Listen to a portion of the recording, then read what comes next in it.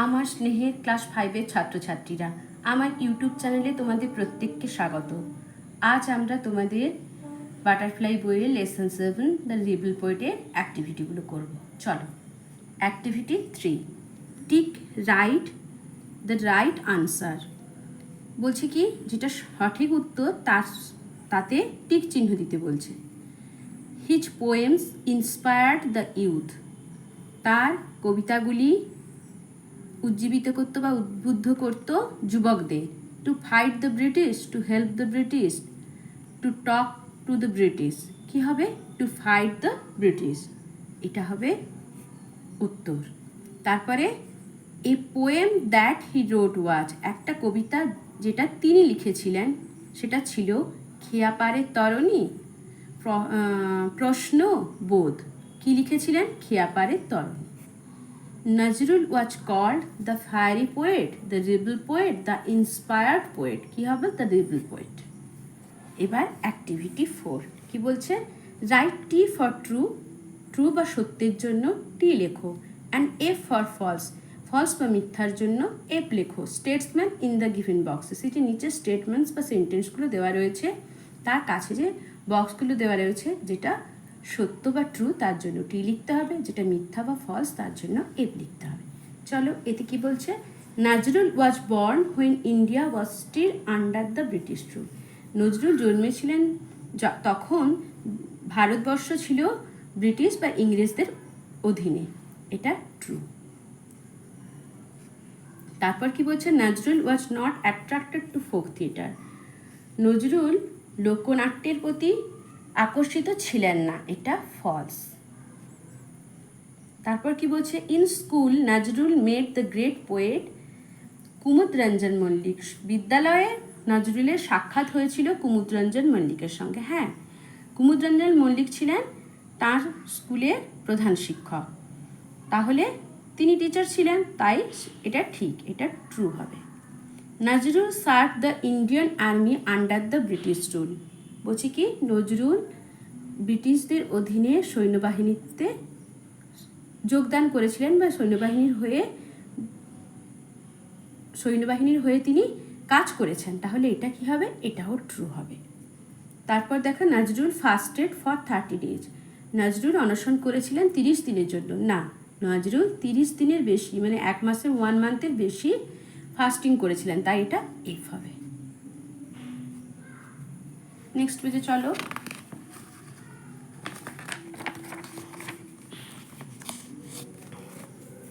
কি বলছে? Activity 5, fill in the chart with information from the text. এই যে চার্টটা দেওয়া রয়েছে, টেক্সট থেকে ইনফরমেশন বা তথ্য নিয়ে এই চার্টটা পূরণ করতে হবে।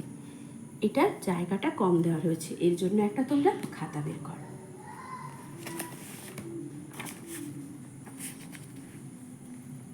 উপরে অ্যাক্টিভিটি 5 লেখো। একটা কি বলেছে? ইয়ার, আর একটা বলেছে কি? ইভেন্ট।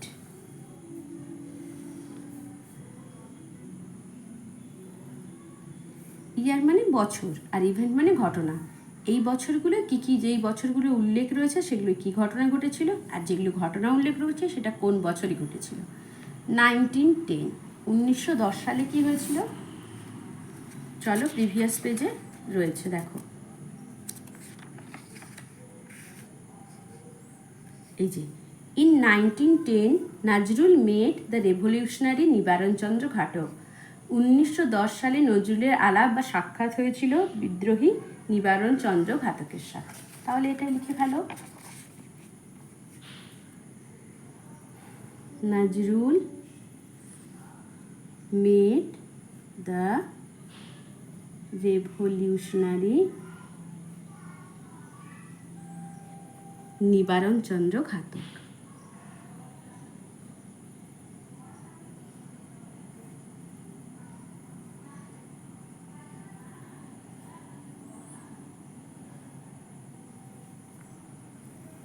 হয়ে গেল। এবার নেক্সট কি বলছে? The regiment was disbanded.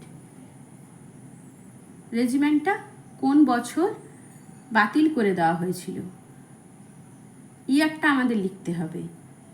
তাহলে এটার জন্য প্রিভিয়াস পেজে চলো।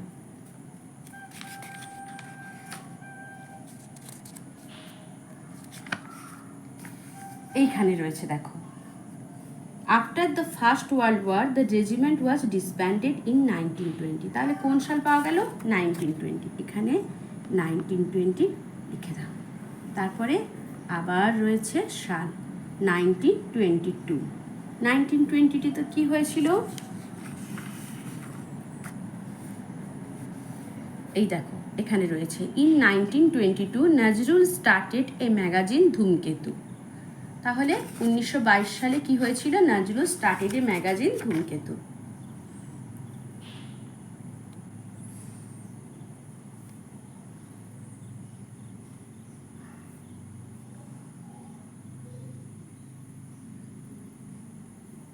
ধূমকেতুটা সিঙ্গেল কোটেশনের মধ্যে থাকবে, এটা একটা পত্রিকার নাম তো।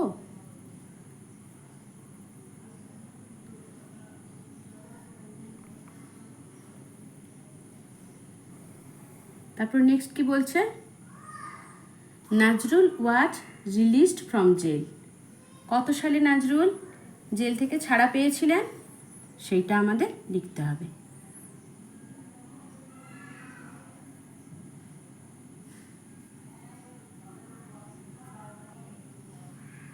তাহলে এর জন্য প্রিভিয়াস পেজে চলো। এইখানে রয়েছে দেখো, in December 1923 he was released from jail. তাহলে কি হবে? 1923 হয়ে গেল। অ্যাক্টিভিটি 5। অ্যাক্টিভিটি 6 কি বলছে? Answer the following questions. নিম্নলিখিত প্রশ্নগুলির উত্তর দাও। এটার জন্য তোমরা এটাও তোমরা খাতায় করো। তাহলে ওপরে করো অ্যাক্টিভিটি 6, হেডলাইন দাও অ্যাক্টিভিটি 6। এবার কোশ্চেন আর তোলার দরকার নেই, আনসারগুলো দাগ দিয়ে লিখে দাও। Who inspire Nazrul to write poems? কে বা কারা নজরুলকে কবিতা লিখতে উদ্বুদ্ধ করেছিলেন বা অনুপ্রাণিত করেছিলেন? তাহলে কে কে করেছিলেন? এটার জন্য আগের পেজে যাও।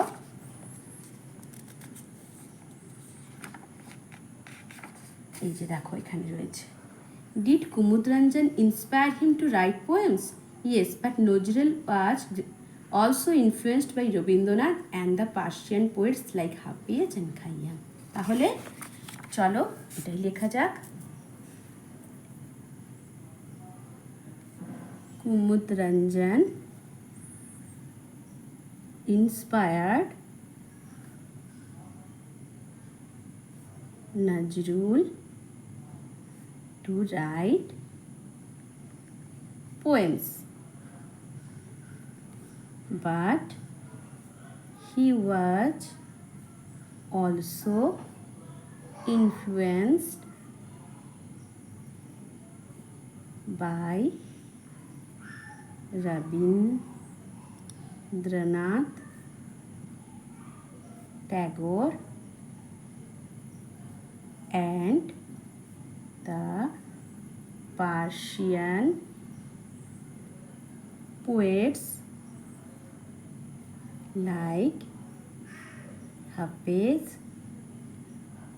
and Khayyam. হয়ে গেল। এবার বিতে কি বলছে?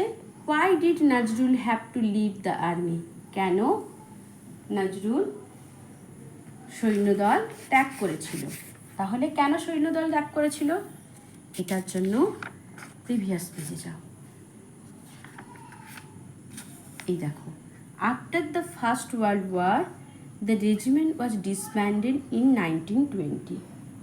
তাহলে কি রেজিমেন্টটাই কি হয়েছিল? বাতিল করে দেওয়া হয়েছিল। ঠিক আছে, তাহলে লিখে ফেলো, বি দিয়ে আনসারটা লিখে ফেলো।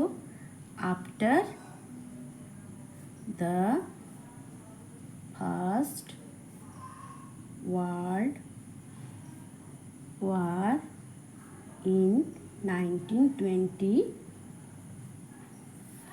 the এখানে একটা কমা দেবে, the regiment was disbanded.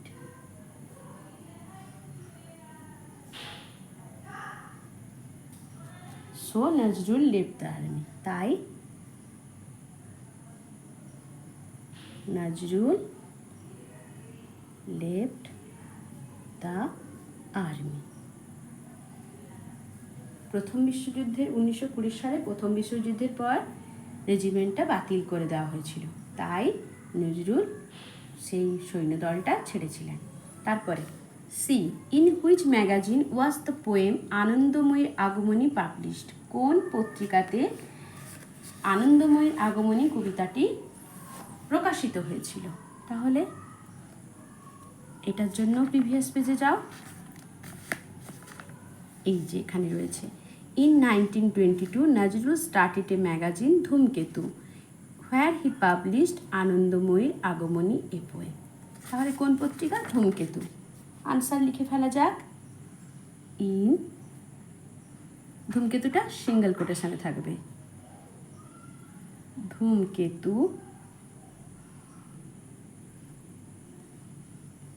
Nazrul the poem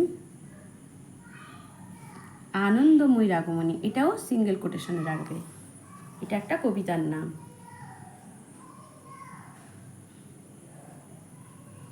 আনন্দময়ীর আগমনী was published.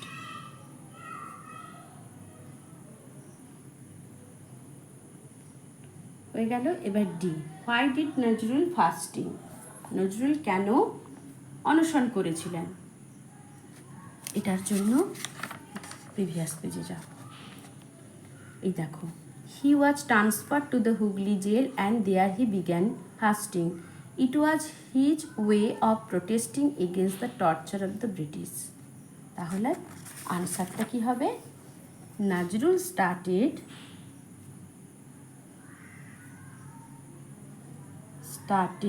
fasting because it was his way of protesting against the torture of the British.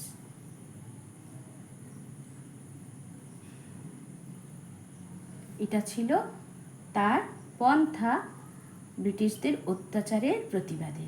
ঠিক আছে, চলো এবার আবার আমরা বলতে দেখি কি বলছে। লেটস লার্ন, চলো শিখি। লুক অ্যাট দ্য সেন্টেন্সেস, এই বাক্যগুলির দিকে তাকাও। After the first world war, প্রথম বিশ্বযুদ্ধের পর, the regiment was disbanded in 1920, সেই রেজিমেন্টটাকে বাতিল করে দেওয়া হয়েছিল 1920 সালে। দেখো আফটারটা ব্লুতে লেখা রয়েছে। He inspired the Indian youth, তিনি অনুপ্রাণিত করেছিলেন ভারতীয় যুবকদের to boldly fight for freedom, স্বাধীনতার জন্য নির্ভীকভাবে যুদ্ধ করতে। বোল্ডলি দেখো ব্লুতে রয়েছে। দেয়ার হি বিগ্যান ফাস্টিং, সেখানে তিনি শুরু করেছিলেন অনশন। এবার কি বলছে এখানে ভালো করে দেখো। In sentence A the word after, প্রথম বা এ সেন্টেন্সটিতে, এ বাক্যটিতে দ্য ওয়ার্ড শব্দটি after tells us about the time of action, বলে সময়, কাজের সময়টা, কোন সময় কাজটা ঘটেছে। This is an example of adverb of time, এটা হচ্ছে একটা অ্যাডভার্ব অফ টাইমের উদাহরণ। অ্যাডভার্ব কি? অ্যাডভার্ব হলো সেই অ্যাডভার্ব হলো সেই শব্দ যার মাধ্যমে ভার্ব বা ক্রিয়াপদ এবং অ্যাডজেক্টিভ বা বিশেষণের দোষ, গুণ, অবস্থা, পরিমাণ নির্ণয় করা হয়। এই দেখো কখন কাজটা ঘটছে? After the first world war, প্রথম বিশ্বযুদ্ধের পর। তাহলে কি সময়টা বোঝাচ্ছে? তাহলে এটাকে বলা হবে adverb of time. In the sentence B সেন্টেন্সে দ্য ওয়ার্ড বোল্ডলি শব্দটি টেলস আস, বলে আমাদের, about the manner of action, কিভাবে কাজটা ঘটেছে। ম্যানার মানে ধরন, কিভাবে কাজটা ঘটেছে সেটা আমাদের বলছে। This is an example of adverb of manner, এটি একটি অ্যাডভার্ব অফ ম্যানারের উদাহরণ। She walk slowly, she sings sweetly, সে হাঁটছে আস্তে আস্তে, সে গান করছে মিষ্টিভাবে। কেমন গান করছে? না মিষ্টিভাবে। হাঁটছে কেমন? না ধীরে ধীরে। এইগুলো হচ্ছে কি তার ধরন, কাজের ধরনটা বোঝাচ্ছে, তাই এটাকে বলা হবে adverb of manner. In the sentence C, C বাক্যে the word there tells us about the place of action. এই যে দেয়ার শব্দটি, এটা আমাদেরকে বলে কাজটা কখন ঘটেছে। This is an example of adverb of place. There কোথায় ঘটেছে, কাজটা কোথায় ঘটেছে সেটা বোঝায়, তাহলে এটাকে কি বলা হবে? Adverb of place. তাহলে অ্যাডভার্ব অফ টাইম মানে কখন, অ্যাডভার্ব অফ ম্যানার মানে কিভাবে, আর অ্যাডভার্ব অফ প্লেস মানে কোথায়। দেয়ার মানে ওখানে বা সেখানে, ঠিক আছে। এবারে লেটস ডু, চলো করি। Activity 7A, underline the adverbs. অ্যাডভার্বগুলির তলায় দাগ দাও ইন দ্য ফলোয়িং সেন্টেন্সেস, নিম্নলিখিত বাক্যগুলির। Group them under adverb of manner, adverb of time and adverb of place. এবং তারপরে কি করতে হবে? আলাদা করতে হবে অ্যাডভার্ব অফ টাইম কোনটা, অ্যাডভার্ব অফ ম্যানার কোনটা, অ্যাডভার্ব অফ প্লেস কোনটা। চলো এটা বইতে করা যাবে। একটা পেন্সিল নিয়ে নাও। প্রথম সেন্টেন্সে কি বলছে? Now I will go to school, এখন আমি স্কুলে যাচ্ছি। তাহলে কখন স্কুলে যাচ্ছে, সময় বোঝাচ্ছে নাও। তারপরে হি স্যাট বিসাইড মি, সে আমার কাছে বসেছে। তাহলে কোথায় বসেছে? বিসাইড মি, আমার কাছে। He will watch a play tomorrow, he will watch a play, সে দেখেছে একটা নাটক। টুমোরো, দেখবে একটা নাটক। টুমোরো, টুমোরো মানে আগামীকাল। সে কবে নাটকটা দেখবে? না আগামীকাল। তার নাটক দেখা কাজটা কবে হবে? না আগামীকাল। তাহলে টুমোরোটা হচ্ছে কি সময়টা বোঝাচ্ছে। She eagerly waited for the result, সে উৎসুক হয়ে অপেক্ষা করছে রেজাল্টের জন্য। কেমনভাবে অপেক্ষা করছে? উৎসুকতার সাথে, তাহলে eagerly. The train moved slowly out of the station, station থেকে ট্রেনটা আস্তে আস্তে যাচ্ছে, তাহলে slowly. We won the match yesterday, আমরা গতকাল ম্যাচটা জিতেছি। ইয়েস্টারডে। কাম হেয়ার, এখানে এসো। কোথায় আসার কথা বলা হচ্ছে? এখানে, তাহলে here. I shall gladly do it, আমি আনন্দের সঙ্গে এটা করব। গ্ল্যাডলি। এবার বলছে এই যে অ্যাডভার্বগুলো তোমরা পেলে, কোনটা অ্যাডভার্ব অফ টাইম, কোনটা অ্যাডভার্ব অফ ম্যানার, কোনটা অ্যাডভার্ব অফ প্লেস, সেটাই দেখতে। আচ্ছা আমরা প্রথম সেন্টেন্স থেকে দেখি। নাও, নাও মানে কি?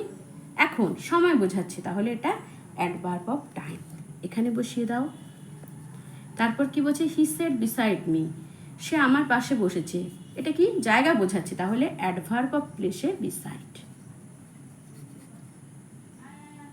তারপর কি বলছে? He will watch a play tomorrow, সে আগামীকাল একটা নাটক দেখবে। তাহলে টুমোরো মানে কখন দেখবে? না আগামীকাল। এটা কি বোঝাচ্ছে? সময়, তাহলে এখানে। She eagerly waited for the result, সে উৎসুকতার সঙ্গে অপেক্ষা করছে রেজাল্টে বা ফলের জন্য। তাহলে ইগারলি হচ্ছে কি, কিভাবে অপেক্ষা করছে? উৎসুকতার সাথে। ইগারলিটা এখানে অ্যাডভার্ব অফ ম্যানারে বসবে। তারপর কি বলছে? The train moved slowly out of the station, station থেকে ট্রেনটা আস্তে আস্তে যাচ্ছে। স্লোলি, এটা হচ্ছে অ্যাডভার্ব অফ কেমন যাচ্ছে? না আস্তে আস্তে। We won the match yesterday, আমরা গতকাল ম্যাচটা জিতেছি। তাহলে কবে জিতেছি? কখন? সময় বোঝাচ্ছে। ইয়েস্টারডে, এখানে আসবে।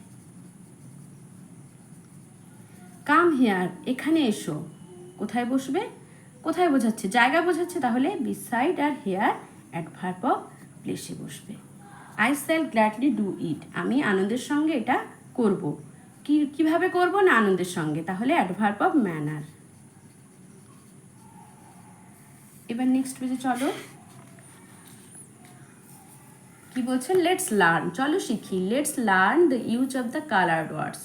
এখন আমরা শিখব এই যে রঙিন শব্দগুলি কিভাবে ব্যবহার হয়। In fact he also started writing poems and songs to voice is protest. Then let's hear you sing. In this sentences, এই বাক্যগুলিতে দ্য কালার্ড ওয়ার্ডস, রঙিন শব্দগুলি, link the sentence to the previous ones. কি করে? লিঙ্ক মানে কি?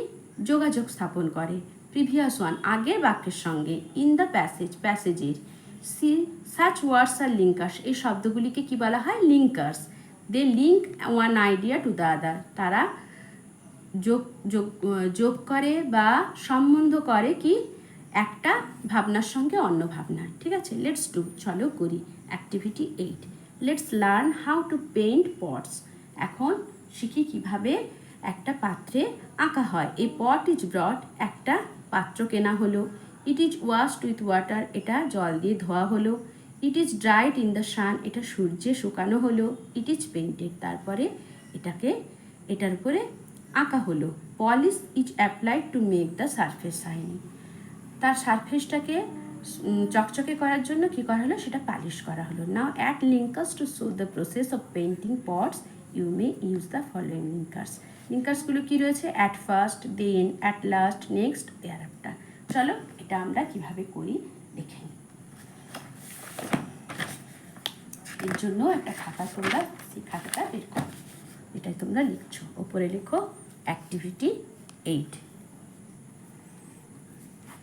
প্রথমে কি বলেছে? অ্যাট ফার্স্ট হচ্ছে কি সর্বপ্রথম, তাহলে আমি প্রথম সেন্টেন্সে দেব অ্যাট ফার্স্ট, সর্বপ্রথম। এ পট ইচ বট, একটা পাত্র কেনা হলো।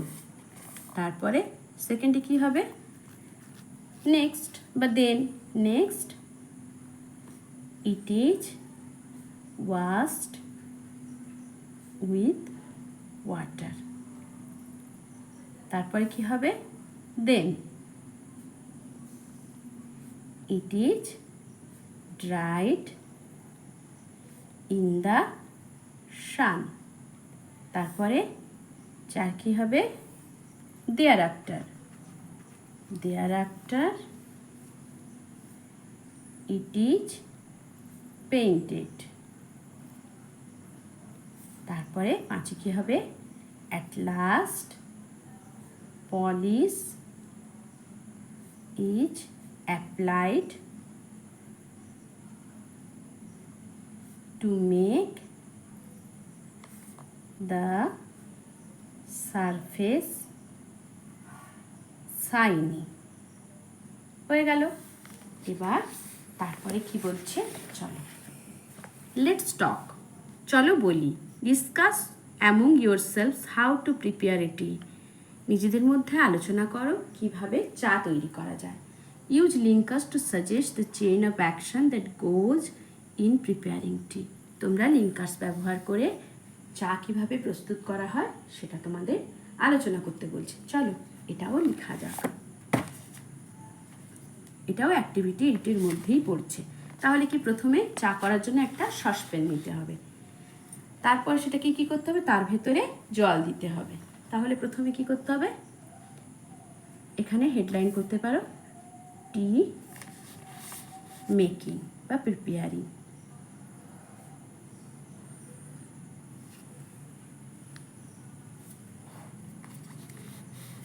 তারপরে কি করবে?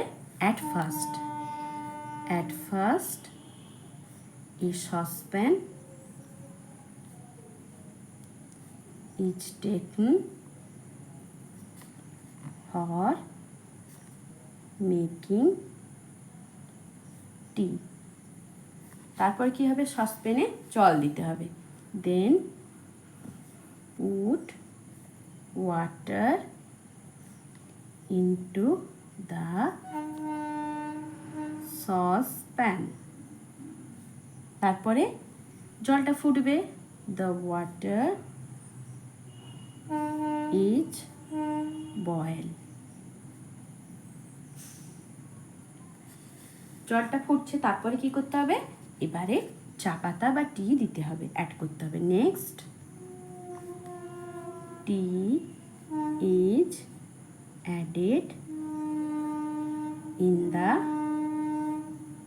Boiling water. তারপর কি করতে হবে? চাটা ফুটে গেলে সেটাকে ছাঁকনি দিয়ে ছাঁকতে হবে। তাহলে দেন the liquor is strained with a strainer। তারপর কি করতে হবে? তার সঙ্গে সুগার আর মিল্ক মিশাতে হবে। তাহলে thereafter sugar and milk are mixed with the liquor. Then tea is poured into cups. তারপরে চাগুলোকে কি করতে হবে? কাপে ঢালতে হবে। Now tea is ready to serve. এখন চা পরিবেশনের জন্য প্রস্তুত হয়ে গেল। এবার চলো লেটস ডু, চলো করি। Right activity 9। অ্যাক্টিভিটি 9-এ কি বলছে? রাইট 8 সেন্টেন্সেস, 8টি বাক্য লেখো about the childhood of Rabindranath Thakur, Rabindranath ঠাকুরের ছোটোবেলার সম্পর্কে। Here are some points. Born on 8 May 1861, did not enjoy formal schooling, was taught at home, mathematics teacher was Orgho Babu, used to play in the baranda, role playing as a teacher, taught the drilling bars as if they were students. Conclusion. তাহলে এই পয়েন্টগুলো নিয়ে আমরা লিখে ফেলি। চলো heading দাও activity 9। Activity 9। তাহলে প্রথমে পয়েন্ট কি রয়েছে? প্রথমের পয়েন্ট রয়েছে বর্ন অন 8 May 1861। তাহলে সেইটাই লিখতে হবে আগে। Rabindranath Tagore, the great poet of India, was born on 8th May 1861। কোথায় জন্মেছিলেন সেটা লিখে দাও। অ্যাট জোড়াসাঁকো, জোড়াসাঁকো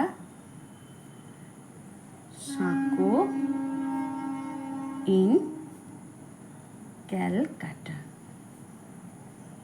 তারপরে কি পয়েন্ট কি রয়েছে? Did not enjoy formal schooling. তাহলে তিনি কি? তিনি গতানুগতিক বাচ্চাদের মতো কিন্তু তার জীবনটা ছিল না। তাহলে লেখো he spent his childhood days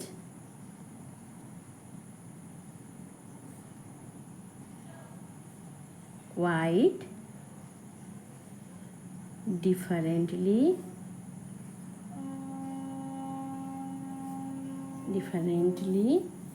from the other children করে দাও, children from the other children। তিনি অন্যান্য শিশুদের মতো একইভাবে সাধারণভাবে বেড়ে ওঠেননি। তারপরে লেখো he did not go to school for education।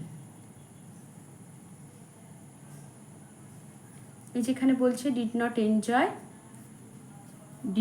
enjoy formal schooling, এইটা he did not go to school for education আমরা একটু ঘুরিয়ে লিখলাম। ঠিক আছে। তারপরে তিনি বাড়িতে শিক্ষা লাভ করেছেন। he was taught at home। তারপর কি বলছে? এই যে ম্যাথমেটিক্স টিচার ওয়াজ অর্ঘ্য বাবু, তাহলে his mathematics teacher was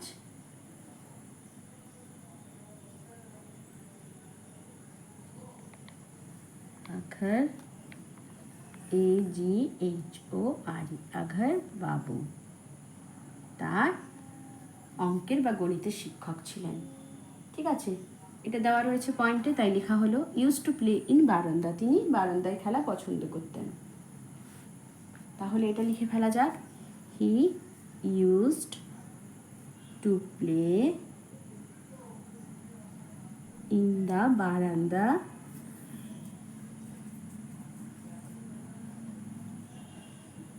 of his house.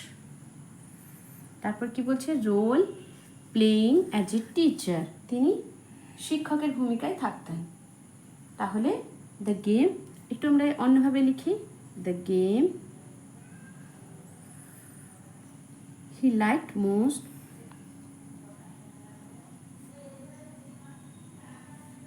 was playing teachers to others. তারপরে কি বলছে,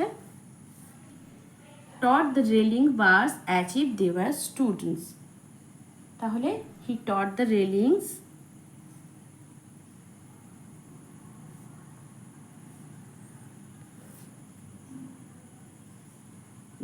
bars as if they were his students, যেন তারা তার ছাত্র। তারপরে কনক্লুশন বলছে, সেটা তোমরা তোমাদের মতো। তিনি কবিতা লিখেছিলেন, তার প্রথম কবিতা 8 বছর বয়সে। তারপরে এইভাবেই তিনি ছোটবেলা কাটিয়েছিলেন। তাহলে একটা লাইন আমরা পয়েন্ট ছাড়া লিখি, he wrote his first poem at the age of 8. In this way, the poet of Bengal passed his childhood days. হয়ে গেল কমপ্লিট। এবার চলো নেক্সট কি বলছে দেখি। লেটস ওয়ার্ক টুগেদার, চলো একসঙ্গে কাজ করি। Let's make a scrapbook, একটা স্ক্র্যাপ বুক তৈরি করো। Things we need, chart paper, scissors, glue, picture of Rabindranath Tagore, Aurobindo Ghosh, Netaji Subhashchandra Bose and Mahatma Gandhi.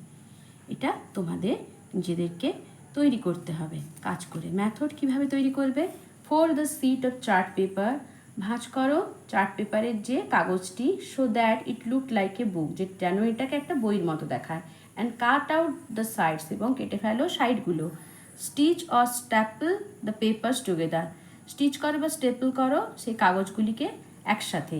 Paste the pictures of the eminent personalities, এইসব বিখ্যাত ব্যক্তিত্বগুলি ছবি তাতে চিটিয়ে দাও। অন দ্য পেজেস, সেই পেজগুলিতে, অফ ইউর স্ক্র্যাপ বুক, তোমার স্ক্র্যাপ বুকের। Mention there dates of birth, তাদের জন্মের তারিখ উল্লেখ করো।